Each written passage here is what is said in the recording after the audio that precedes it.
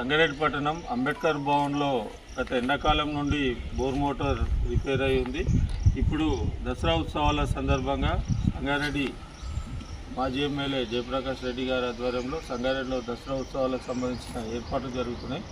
దాంట్లో భాగంగా కళాకారులందరూ ఇక్కడ వాళ్ళ షెల్టర్ కోసం మన ప్రాక్టీస్ కోసం అంతా కూడా వాళ్ళు అంబేద్కర్ భవన్ని ఉపయోగించుకుంటున్నారు.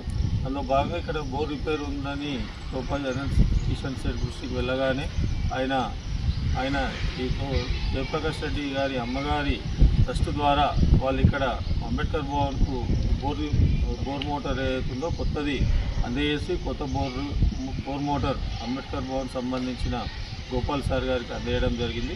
దీని ద్వారా ఇక్కడ బోరులో నుండి మళ్ళీ నీళ్ళు వచ్చి ఇక్కడ ఎవరు ఏ కార్యక్రమాలు జరుపుకున్నా కూడా వాళ్ళందరికీ నీటి సౌకర్యం ఉంటుంది.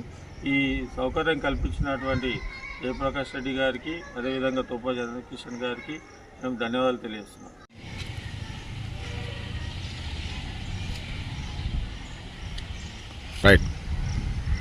అంబేద్కర్ భవన్ను దసరా పండుగ నిమిత్తమై గౌరవ నాయకుడు జగ్గారెడ్డి గారి అధ్యక్షతన అంబేద్కర్ భవన్ను 15 రోజుల కోసము అద్దెకి తీసుకోవడం జరిగింది.